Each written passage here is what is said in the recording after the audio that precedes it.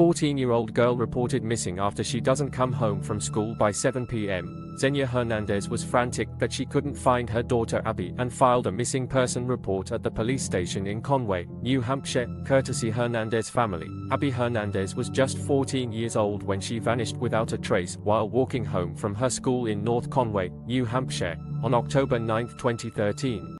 For 9 months, Abby's disappearance left her family, investigators, and the community mystified. The search for the teen was one of the largest in the state's history. Rumors and theories percolated through the northern New Hampshire town about what may have happened to the teen, who had just begun her freshman year at Kennett High School.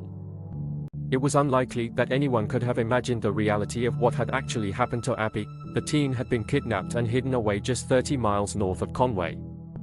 There, her captor held her prisoner in a storage container, where she endured constant sexual assault and torture. In an exclusive interview with ABC News 2020, Abby spoke for the first time about her experience and what her captor forced her to endure. Kidnapping survivor Abby Hernandez on tactics her captor used to keep her in fear. There was a camera that was always blinking like a security camera, and I thought he was watching me, Hernandez said in an exclusive interview with ABC News 2020. ABCnews.com, from the moment she realized she was being abducted, Abby said that her survival instincts, fueled by adrenaline, kicked in. I remember thinking to myself, okay, I got to work with this guy. I said, I don't judge you for this. If you let me go, I won't tell anybody about this, Abby recalled, but her initial attempts to negotiate with her abductor were unsuccessful, and she was driven to his property where she spent much of the next 9 months in the container. Even as she suffered daily abuse, Abby kept hope alive by praying for the strength to survive her ordeal. I remember I never said, Amen, in my mind.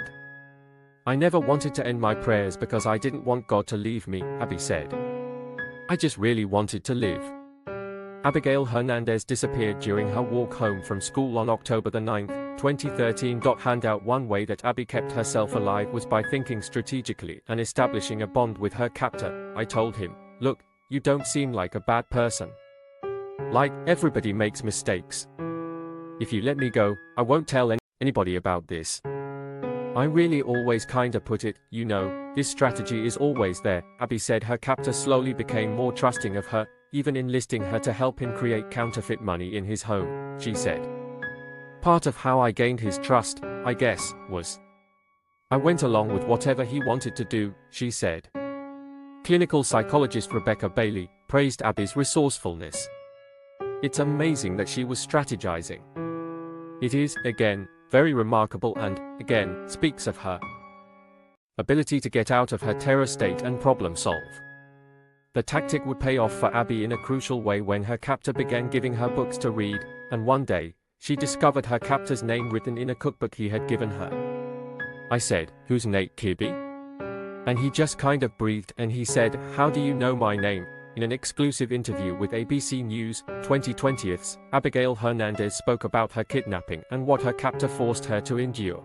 Ultimately, in July 2014, Kibbe released her out of fear that police were about to visit his home due to a counterfeiting investigation. Lauren Monday, who said she had met Kibbe online, said he gave her $3 $50 bills to help pay for a hotel room. When she used one of the bills at a local Walmart, it turned out to be counterfeit. She called Kibbe and told him she had given him up to authorities.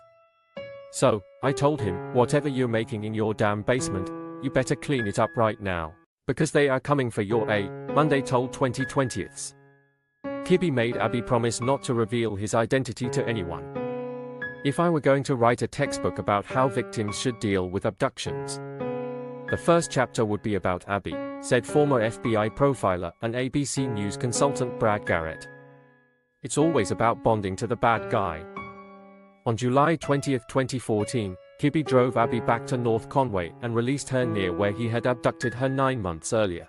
A prison sentence of 45 to 90 years outside of New Hampshire. Though Abby says her captivity altered her life, she has also come to appreciate the new outlook on life it has afforded her. Every time I go outside now, I really try to appreciate sunlight and fresh air, said Abby. It really went in my lungs differently.